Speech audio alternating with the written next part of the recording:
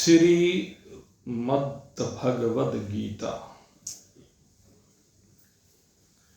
की शरण में जाकर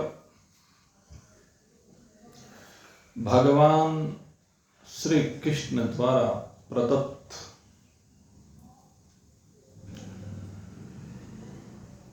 उस पारमार्थिक एवं व्यवहारिक ज्ञान को जानकर जीवन को कृत करने के लिए उद्यत जिज्ञासु वृत्त परमात्मा की असीम महान महती कृपा की परिणाम स्वरूप हम ये गीता जी के तृतीय अध्याय में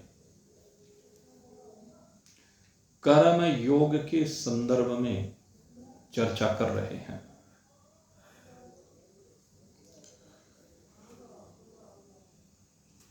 श्रीमद् भगवद गीता इस मनुष्य शरीर में जो व्यवहार है उस व्यवहार के माध्यम से परमार्थ की सिद्धि किस प्रकार से हो सकती है, इस कला को इस अध्याय में हमें सिखा रहे हैं। और इस कला को सिखाते हुए वह हमें बताते हैं निष्कर्मता के बारे में, अकर्मता के बारे में, कि इनका वास्तविक अर्थ क्या है, वास्तविक भाव क्या है। भगवान श्री कृष्ण कहीं भी ये नहीं कहते कि तू कर्मों को छोड़ दे। भगवान श्री कृष्ण का कहीं भी आशय कर्म को छोड़ने में नहीं है।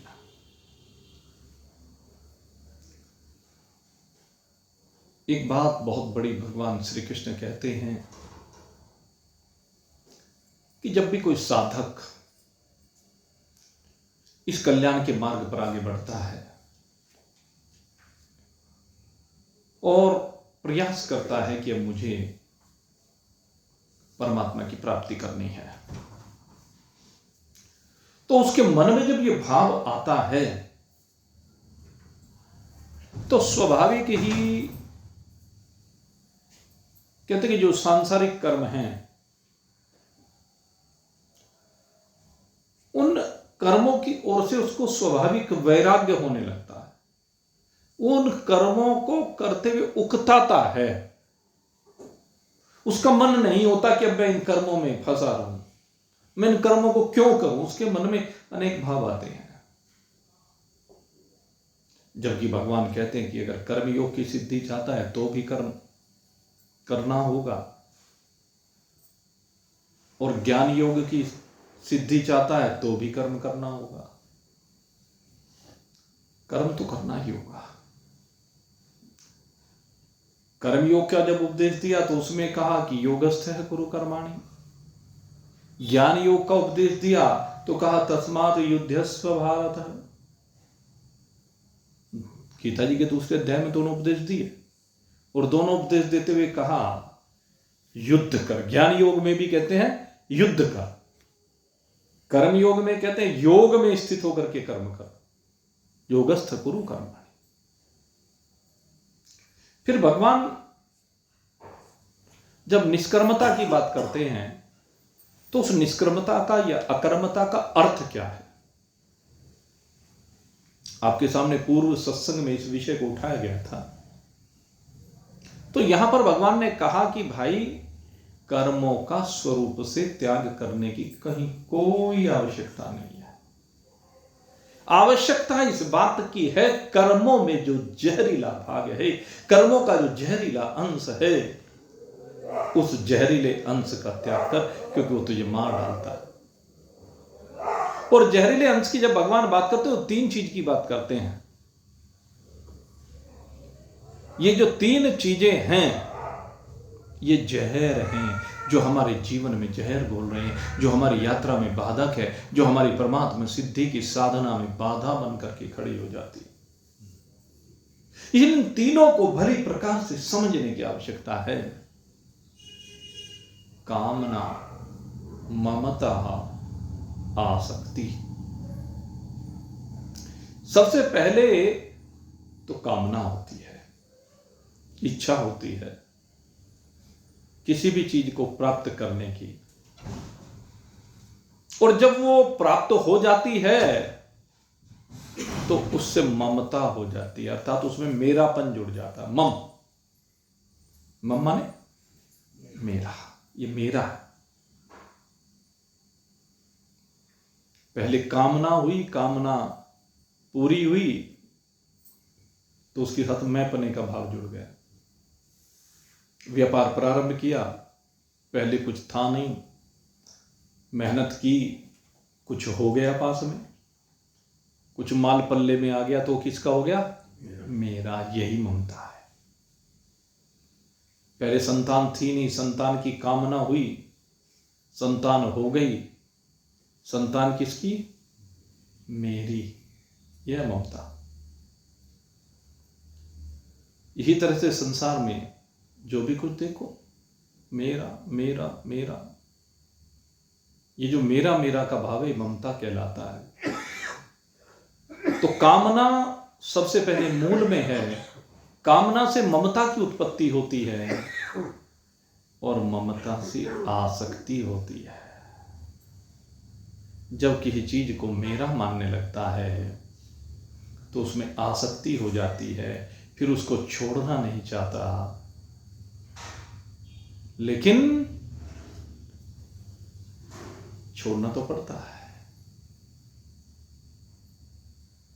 जोड़ जोड़ तूने भर लिए खजाने, फिर भी तृष्णा अड़ी रही, धरे रहे तेरे रंगले बंगले, खाली बारादरी रही।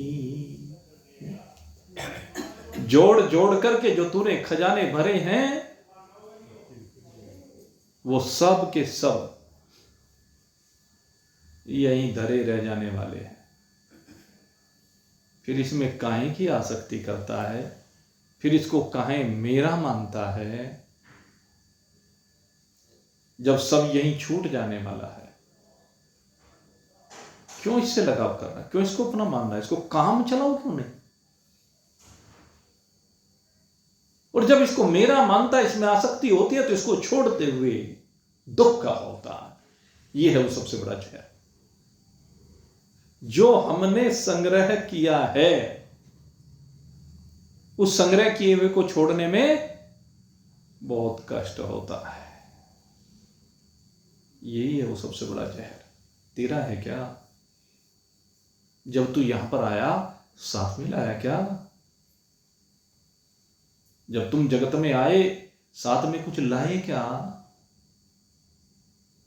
मुट्ठी बांधे आए जग में, हाथ पसारे जाओगे, हाथ पसारे जाओगे। सबके साथ यही होना है। क्या राजा क्या रंग फकीर। राजा के पास कितना ही मान सम्मान हो, कितनी धन दौलत हो, खजाने भरे हुए हों, सेना हो, अस्तबल हो, शस्त्रागार हो, सब धरे रह जाने वाला है। जाएगा यहां से राजा भी उसी तरह और फकीर भी उसी तरह। दोनों के जाने के तरीके में कोई फर्क नहीं आता है, न आने के तरीके में फर्क आया है, न जाने के तरीके में फर्क आया है। केवल बीच में जो प्रकटन हुआ है उसमें फर्क आया है। उसमें भगवान ने जिसको जो जिम्मेदारी दी है उस जिम्मेदारी का निर्वाह करते हुए भिन्न भिन्न प्रकार का व्यवहार हुआ है, और इसने इस व्यवहार में जो कुछ अर्जन किया उस अर्जित किए हुए को मेरा मान बैठा, अपना मान बैठा, उसमें आसक्त हो गया। यह है जहर। ये मेरेपन का जो भाव है, ये मेरेपन की जो भावना है, यही जहर है। गीता जी में भगवान बार बार कहते हैं क्या लेकर के तू यहां पर आया और क्या लेकर के तू यहां से जाएगा। जरा इसके ऊपर एक बार विचार कर ले। अगर एक बार इसके ऊपर विचार कर लिया तो पाएगा कि मेरा कुछ है ही नहीं जिसको मैं साथ ले जाऊं। फिर इसमें आसक्ति क्या थी, फिर इसमें ममता क्या थी, फिर इसमें फसाव कैसा, इसके कारण बंधन कैसा। ये चिंतन करना है। और चिंतन विशेष रूप से 3 चीजों के ऊपर होता है। चिंतन एक तो होता है पुत्र पत्नी आदि को लेकर के, जिनको अपने मान बैठता है। एक धन संपदा को लेकर के होता है। सबसे ज्यादा जो चिंतन व्यक्ति करता है मेरा मेरा, धन को लेकर करता है, मकान को लेकर के करता है, पुत्र को, पत्नी को, भाई बंधु कुटुंब कबीला इत्यादि को लेकर के कहता है ये मेरा मेरा मेरा। और जिसको मेरा कहता है वो कोई भी इसका साथ नहीं देता जब ये इसको छोड़ करके जाता है यहां से। कोई ये नहीं कहता कि मैं तेरे साथ चलूंगा, साथ में चलने वाला कोई नहीं है।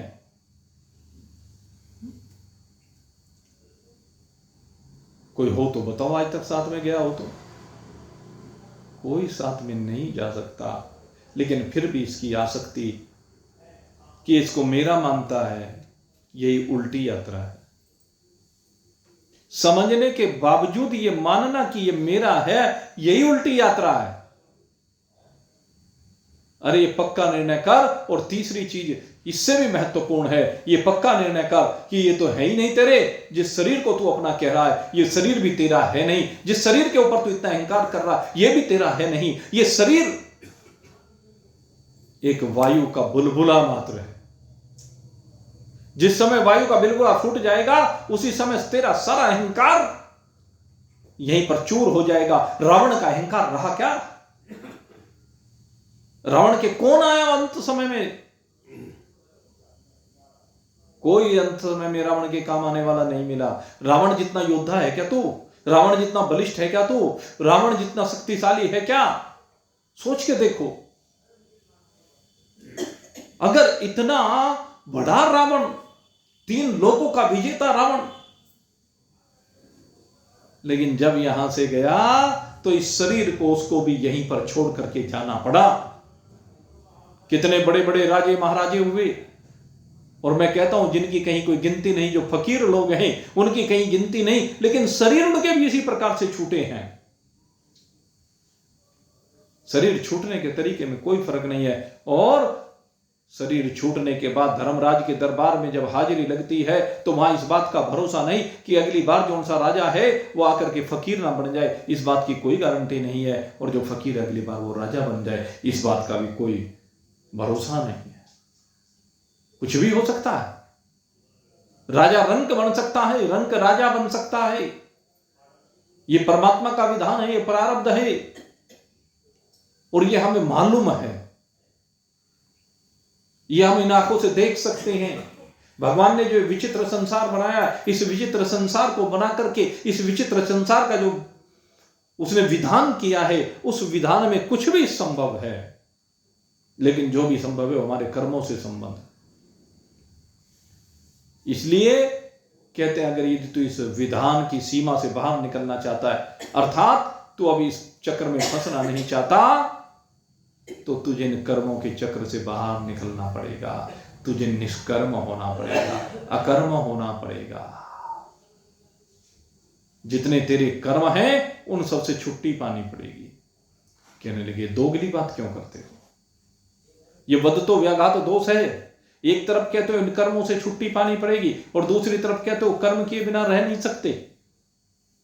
दोनों बातें बिल्कुल सही हैं। आप कर्म किए बिना भी रह नहीं सकते और कर्मों से छुट्टी भी पानी पड़ेगी। तो कर्म योग में सिद्धांत दे दिया कि अगर कर्मों से तो छुट्टी पाना चाहता है तो कर्म तो करेगा। ये कर्म शरीर करेगा तो जरूर, लेकिन कर्म के फल की कोई अभिलाषा नहीं होगी। और जो कर्म समय पर आन पड़ा उसको करेगा। प्रकृति के गुण गुणों में बरत रहे हैं। ज्ञान योग ये समझाता है कि कर्म करने वाला तू है नहीं, कर्म तो गुणों में हो रहे हैं, गुण गुणों में बरत रहे हैं, उनसे कर्म हो रहे हैं। बस अज्ञान तेरा ये है कि तू उनको अपना मान रहा है। वास्तव में न तू उन कर्मों से जुड़ा हुआ है, वो कर्म तेरे नहीं है, तू कर्मों की सीमा से परे है। इसलिए इस बात को समझ। तो ज्ञान योग हो चाहे कर्म योग हो, वो कहते हैं कि कर्म से छूटने का तरीका यह है कि ज्ञान योग में कर्म से असंग है तू, तेरे में कर्म है नहीं, शरीर के कर्म होते रहें, गुणों के कर्म ही होते रहें। और कर्म योग कहता है कि कर्म के फल में जब आसक्ति नहीं होगी, जो ईश्वर की इच्छा से, जो प्रकृति के नियमों के अनुसार चल रहा है चलने दे, तो उनका दृष्टा साक्षी केवल्य है, उनसे विलग है। ये कर्मयोग की थ्योरी। तो कर्म योग हो चाहे भक्ति योग हो, दोनों में शरीर से कर्म तो होगा, लेकिन असंगता होने पर, अनासक्ति होने से, कर्म फल की इच्छा ना होने से तेरा कर्म अकर्म हो जाएगा, तो निष्कर्म हो जाएगा, फिर तो फंसेगा नहीं। यही बात भगवान समझा रहे हैं कि कर्मों का स्वरूप से त्याग करने की अपेक्षा साधक को उन कर्मों से अपना संबंध विच्छेद करना चाहिए। सबसे जरूरी है कर्मों से संबंध विच्छेद। कर्मयोगी निस्वार्थ भाव से, जो कर्मयोगी होता है बिल्कुल निस्वार्थ भाव से, निष्काम भाव से, निरीक्षण भाव से, कोई आसक्ति, कोई कामना नहीं, उससे कर्म करता हुआ ये जो इंद्रियां हैं, ये जो मन है, ये जो हमारा शरीर है, ये जो बुद्धि है, ये जितने संसार के पदार्थ हैं, जो संसार में दिख रहा है, जिनके माध्यम से कर्म होते हुए दिख रहे हैं, उन सब को सांसारिक समझता है, अर्थात उन सबको संसार के मानता है, अर्थात उन सबको संसार की वस्तुएं मानता है। वे सब संसार की वस्तुएं हैं, और जब संसार की वस्तुएं हैं तो ये संसार के लिए हैं, ये समझ करके संसार की वस्तुओं से संसार की सेवा करने लग जाता है। और जब इन सबको संसार की वस्तुएं समझता है, इसमें ध्यान करना, आपकी इंद्रियां भी आ गई, आपका मन बुद्धि भी आ गया, ये सब क्या है? ये संसार की वस्तुएं, ये तू नहीं है, ये तेरी नहीं है। इनको जो तू मेरे मेरे कह करके संबोधित करता है, वास्तव में ये तू नहीं है। इस बात को समझने की आवश्यकता है। और जब ये समझ में आ जाएगा तो फिर ये सब चीजें, तेरा धन भी, तेरे संसार के जितने भी पदार्थों ने इकट्ठे किए वो सब भी, तेरा शरीर भी, तेरी इंद्रियां भी, तेरा मन भी, तेरी बुद्धि भी, वो संसारिक पदार्थों से संसार की सेवा करने में लग जाएगी। और जिस समय तेरी स्थिति हो जाएगी तू संसार की सेवा के लिए इस तन को समर्पित कर देगा, तो कहते हैं उसी समय तेरे अंदर असंगता आ जाएगी, उसी समय तेरा संबंध विच्छेद हो जाएगा इन सबसे। उस समय तुझे विवेक हो जाएगा सत और असत का। और जब सत्य और असत्य का विवेक हो जाएगा, तो सत्य और असत्य का विवेक होने पर गुणा गुणेषु वर्तते, कि गुण गुणों में बरत रहे हैं। शरीर, इंद्रिया, मन, बुद्धि इत्यादि जो भी कुछ हैं, ये जो बरत रहे हैं आपस में, ये जो कर्म करते हुए से दिख रहे हैं, इन सब से मेरा कोई भी संबंध नहीं है, ये पक्का भाव हो जाता है। अब बहुत बड़ी बात आने जा रही है, उसको समझने की आवश्यकता है। अब जो है साधकों के अनुभव की बात आ रही है। अभी छोटी सी बात पहले आई थी, अब दूसरी बात आ रही है, और इसको समझना बहुत जरूरी है। ये सबसे महत्वपूर्ण बात मुझे लगी है व्यवहारिक रूप में। कहते हैं कि अभी आपसे कहा कि साधक जब अपना कल्याण चाहता है तो उसके अंदर एक उकताहट होने लगती है कर्मों के प्रति।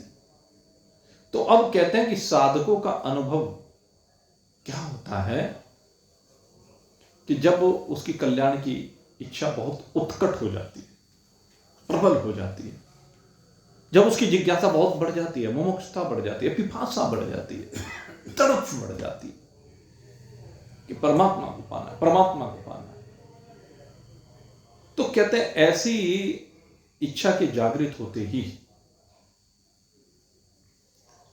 कहते हैं एक तो कर्मों में, एक संसार के पदार्थों में और एक परिवार में, इनमें अरुचि होने लगती है, इनमें ग्लानि भी होने लगती है कभी कभी। जो वैराग की ओर, वैराग आता है ना जिसके मन में, तो उस समय वैराग के आने पर सबके मन की बात है भाई ये। और इसी स्थिति में बहुत लोग हैं जो घर बार छोड़ के चल देते हैं, बहुत है।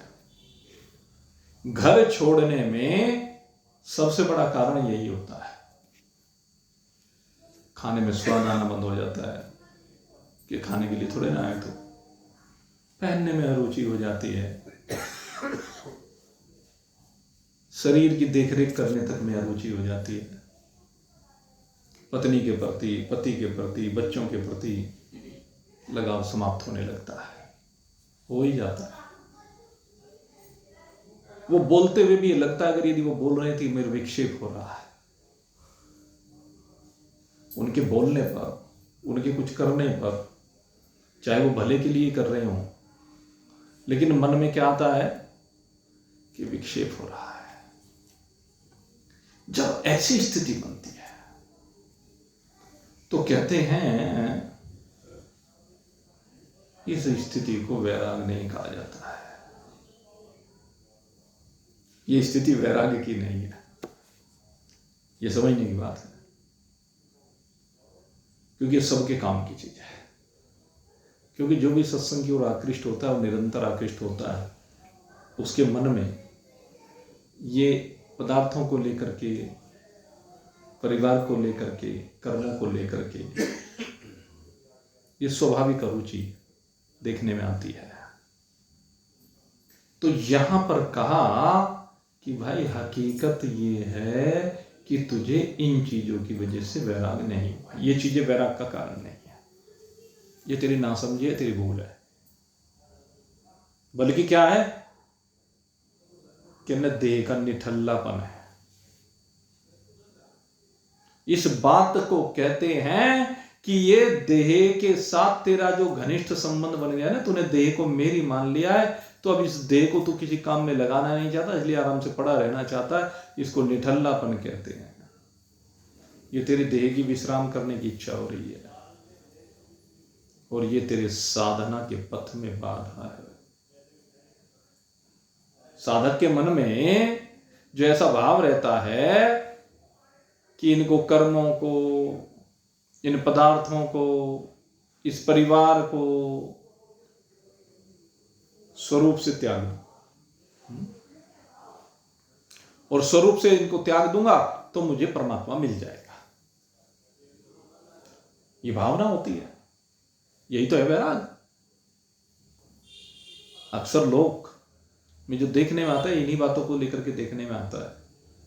मूंड मुंडाए तीन गुण, सिर की मिट जा खाज, खाने को लड्डू मिले और लोग कह महाराज, पर ये महाराज नहीं है, इसका नाम महाराजपना नहीं है। खाने को छोड़ने से क्या होगा? अगर तेरी खाने में अरुचि हो गई, खाने को छोड़ के क्या होगा? मर जाएगा 2-4 दिन में शरीर। खाना छोड़ने की आवश्यकता नहीं, खाने के स्वाद को छोड़ने की आवश्यकता है। कपड़ा छोड़ने की आवश्यकता नहीं, कपड़े में जो वैरायटी ढूंढता फिरता है उसे छोड़ने की जरूरत है।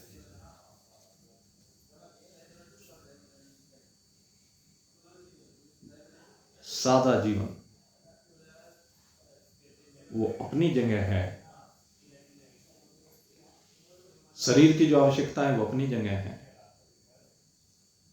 समय देश काल परिस्थिति के अनुसार इसकी आवश्यकताओं की पूर्ति करना ये भी जरूरी है। आवश्यकता की पूर्ति करें लेकिन विलास ना हो। फर्क कहां है जहां विलास हो जाता है? भोजन हो लेकिन भोजन में विलास ना हो, स्वाद, आसक्ति ये है। और जब तुझे खाते हुए यही पता ना चले कि स्वाद क्या है, इसको वैराग कहते हैं। खाने का स्वाद क्या है ये पता ना चले, अभी तो खाना जीने के लिए खाया जा रहा है, शरीर को जीवित रखने के लिए खाया जा रहा है। जब तू ऐसा समझेगा तो वैराग उसको कहते हैं। खाना खाया भी जा रहा है लेकिन तेरा चित्त असंग है, इसलिए कहते हैं कि भाई ये तेरी उन्नति में बाधा है। तेरे मन में जो ये बात आई कि इन सबको छोड़ने से मैं परमार्थ मार्ग में आगे बढ़ जाऊंगा, वास्तव में स्वरूप से त्याग करने पर कुछ होने वाला नहीं है। इनमें आसक्ति का त्याग कर भाई। और ज्ञान योग में तो कहते हैं वह उत्कट वैराग के बिना आसक्ति का त्याग करना, कहते हैं वो बड़ा कठिन होता है। आसक्ति का त्याग तो ज्ञानियों से भी नहीं हो पाता। बहुत बात देखा, कहीं ना कहीं आसक्ति बनी जाती है, कहीं ना कहीं कोई कारण बन जाता है, कहीं ना कहीं कोई चिपकाव बन जाता है। कहते हैं ज्ञान योग का साधन तो जब तक प्रबल वैराग नहीं होगा ना, जब तक आसक्ति बिल्कुल समाप्त नहीं होगी, तब तक ज्ञान योग के साधन से आप अपने स्वरूप की प्राप्ति नहीं कर सकते। कर्म योग में तो कम में भी बात बन जाती है। दोनों योग में क्या फर्क है? कर्म योग ऐसा साधन है उसमें अगर आपका वैराग कम भी है तो भी बात नहीं, कैसे बन जाएगी? कहना क्योंकि कर्म योग में जो कर्म हो रहा है वो आपके लिए, आप अपने लिए नहीं कर रहे हैं बल्कि दूसरे के लिए कर रहे हैं। जब दूसरे के लिए कर रहे हैं तो उसमें फिर कोई चिपकाव है ही नहीं, अपने लिए तो नहीं है ना। चिपकाव अपने लिए में होता है, जिसको अपना माना है उसके लिए होता है। और जब दूसरे के लिए है तो फिर काहे का चिपकाव? कि इसी से काम बन जाता है।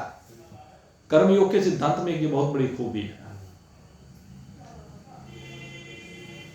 इसलिए मेरे मित्रों कहते हैं सबका स्वरूप से त्याग करके तू जो सोचता है कि भाई एकांत में रह के बहुत बढ़िया साधना होगी, तो यहां एक बहुत बढ़िया बात कही गई। भाई एकांत की बात समझ लीजिए, बहुत सुंदर बात कही, बड़ी मजेदार बात है। क्योंकि बार बार कहते हैं एकांत में आओ, एकांत में आओ। कहने में 3 प्रकार की प्रकृति के प्राणी होते हैं और 3 प्रकार की प्रकृति के साधक जब एकांत में जाते हैं ना, तो जिनकी प्रकृति सात्विक होती है, बार बार सात्विक प्रकृति के ऊपर क्यों बल दिया जाता है? मतलब उसके पीछे कारण है। बार बार जो हम महान पुरुष कहते हैं कि प्रकृति को सात्विक बनाए, इसलिए क्यों कहते हैं? कहने लगे एक सात्विक प्रकृति है जिसकी वो तो एकांत में भजन कर लेता है, केवल वो, और के उसका नहीं है। ये बताने जा रहे हैं। इसलिए सात्विकता बहुत जरूरी है। हम देखते हैं, आप कहोगे भाई फिर उन्हीं बातों पे आ जाते हैं।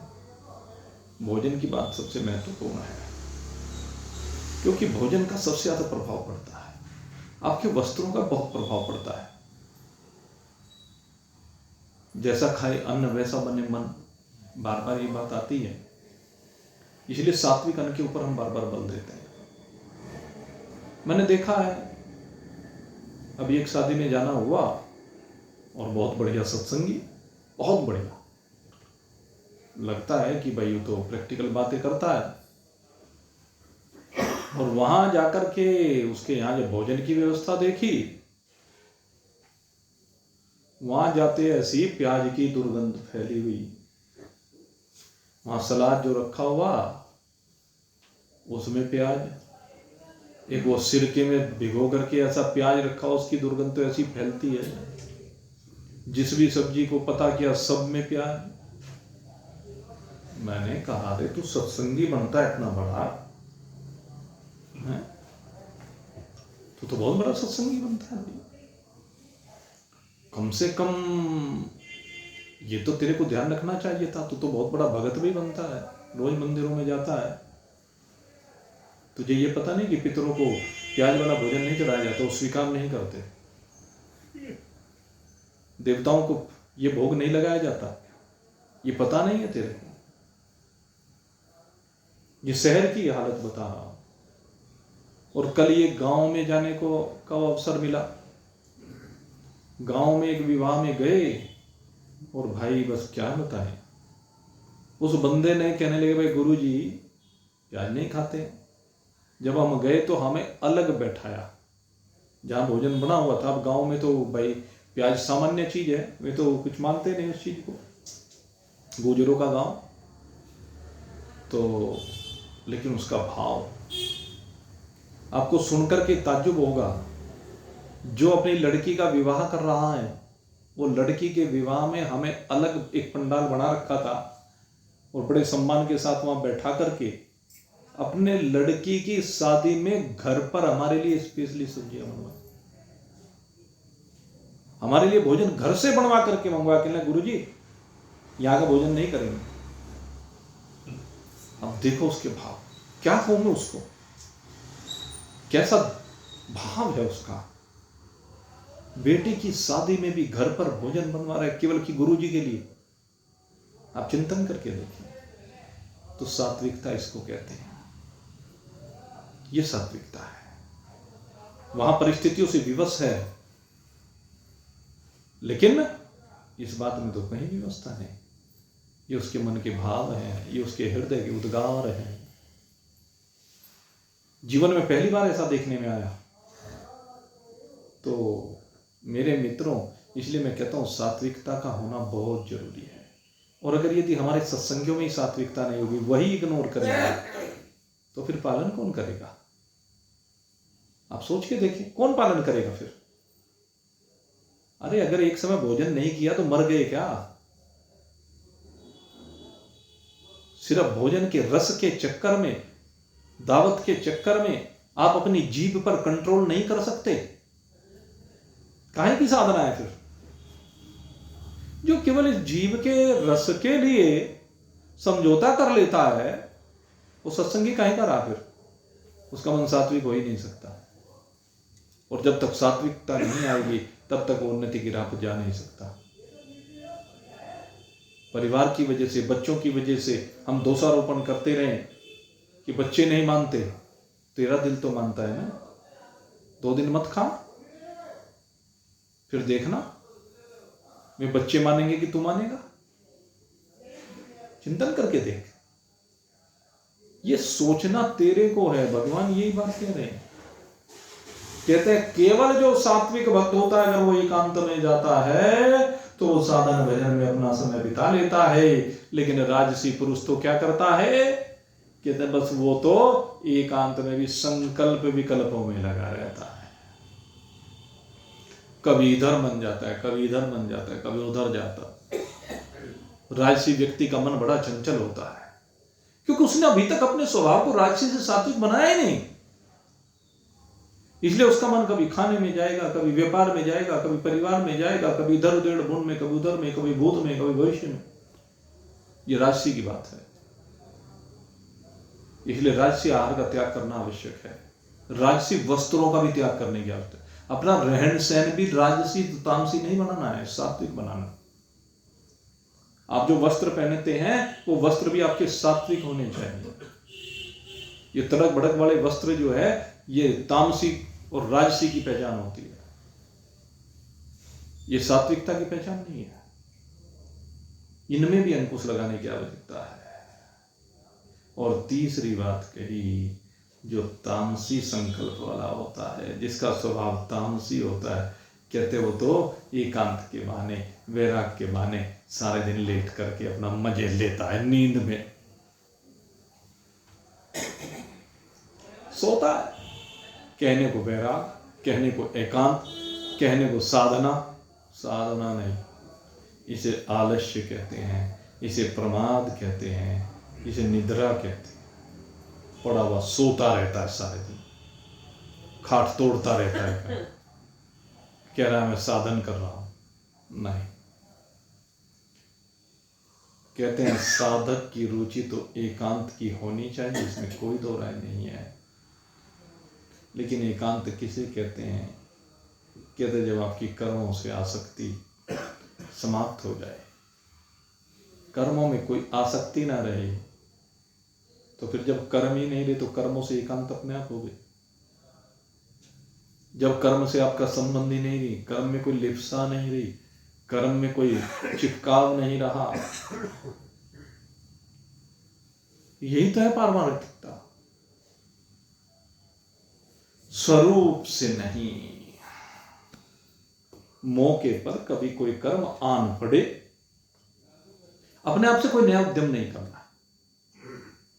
नया उद्यम अपने लिए नहीं करना है, लेकिन भाई किसी कारण से आन पड़े, जैसे आपको परसों दृष्टांत दिया था, आन पड़े, कोई घर पे कोई मेहमान आ गया, क्या करोगे? खूब बढ़िया स्वागत सत्कार होना चाहिए। देखिए, जब भी कोई मेहमान आए ना,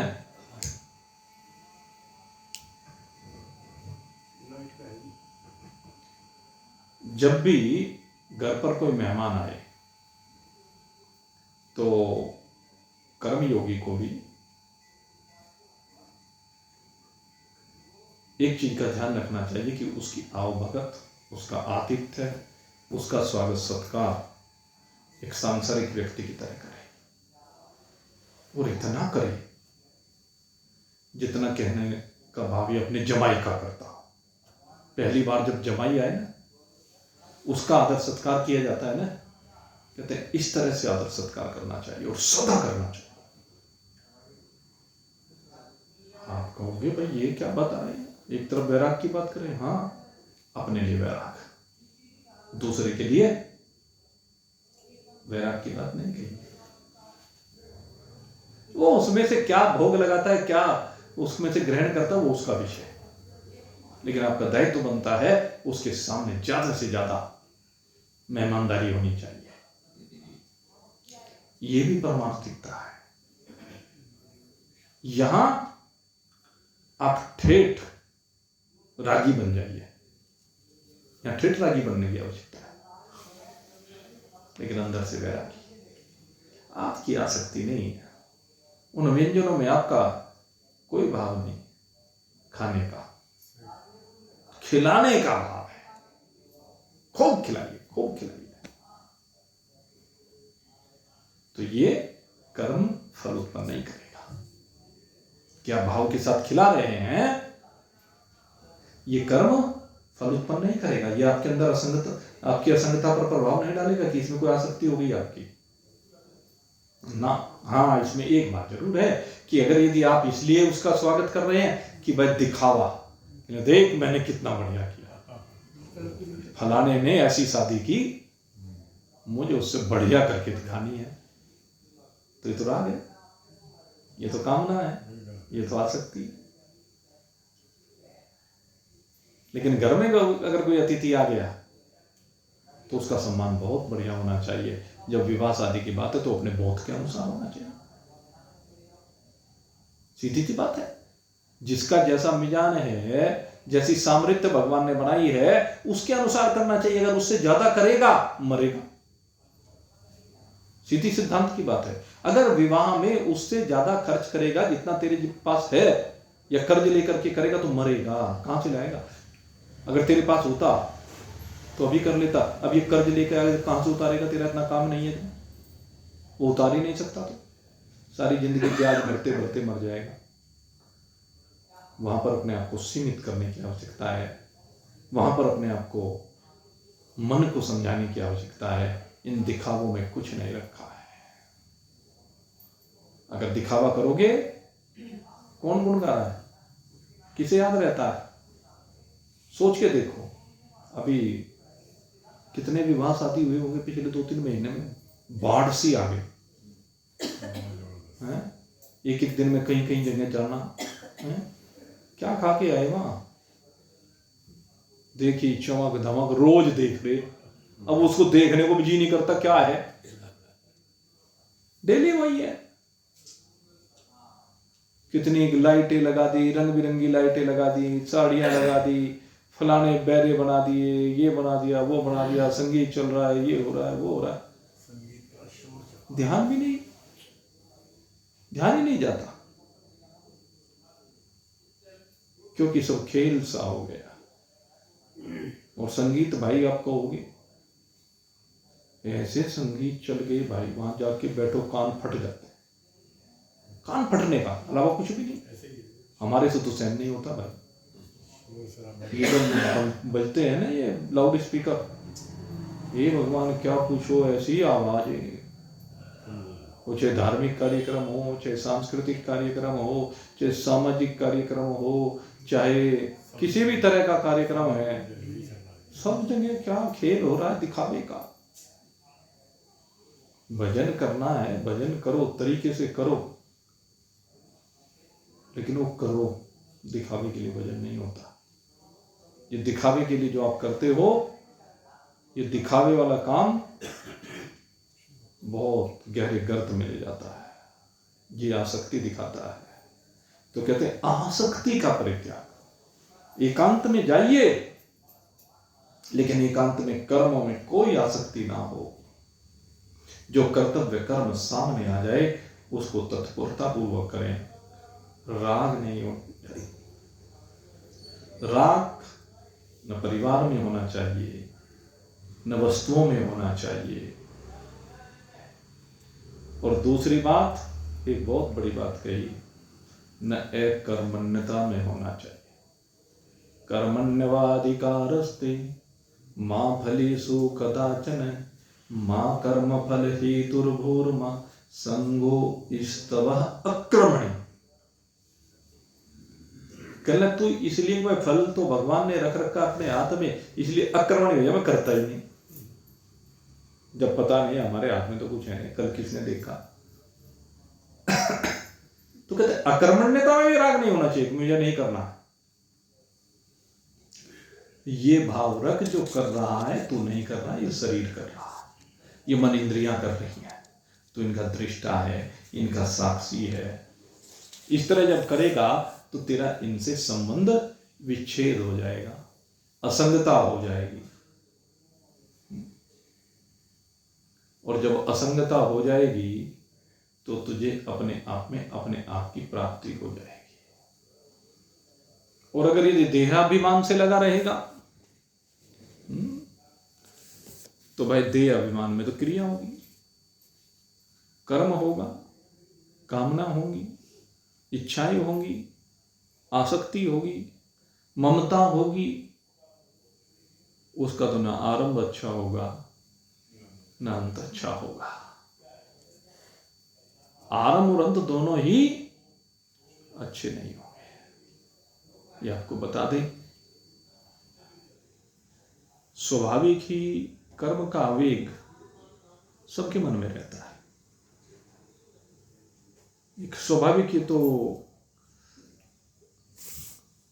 प्रकृति है अंतःकरण की, लेकिन इस प्रकृति को क्रिया रहित करना है, इस प्रकृति को बदलना है, इस रजोगुणी तमोगुणी भावना को बदलना है, इसको समझाना है, गति देनी है, दिशा देनी है।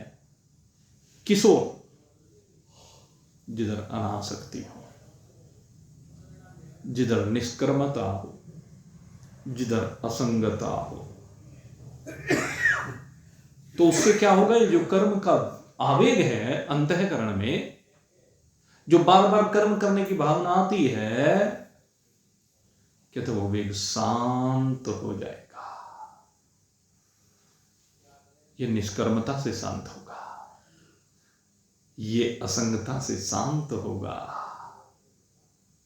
अपने लिए कुछ ना करने से शांत होगा, दूसरे के लिए करने से शांत होगा। और शांत होने के बाद ही अपने नित्य स्वरूप की, अपने अविनाशी स्वरूप की, अपने अखंड स्वरूप की भावना पहले प्रबल होगी और फिर उसमें स्थिति होगी। तो मेरे मित्रों, ये भगवान ने ज्ञान योग एवं कर्म योग दोनों की व्यवहारिक बात इस चतुर्थ श्लोक में की। अब इसके बाद जो पंचम श्लोक आ रहा है उसकी अधिकांश बातें तो आपके सामने रख दी गई हैं, लेकिन इसमें अभी और विस्तार की आवश्यकता है। न ही कश्चित् क्षणमपि जातो तिष्ठति कर्मकृतः कार्यते हि वसः कर्मः सर्वः प्रकृतिर्जयैर् गुणैः। कि जितने भी कार्य हो रहे हैं वो प्रकृति के गुणों के द्वारा हो रहे हैं, एक क्षण के लिए भी कोई कर्म किए बगैर नहीं रह सकता। तो कल इसकी व्याख्या आपके सामने करने का प्रयास करेंगे। और आज तो अब यहीं पर आप सबके लिए शुभ भावना करते हुए आज के सत्संग को विश्राम दे रहे हैं। बोलिए सच्चिदानंद भगवान मोर मुकुट बंसी श्यावर रामचंद्र उमापति महादेव पवन सुत बोलो भाई सब संतन की बोलो भाई सब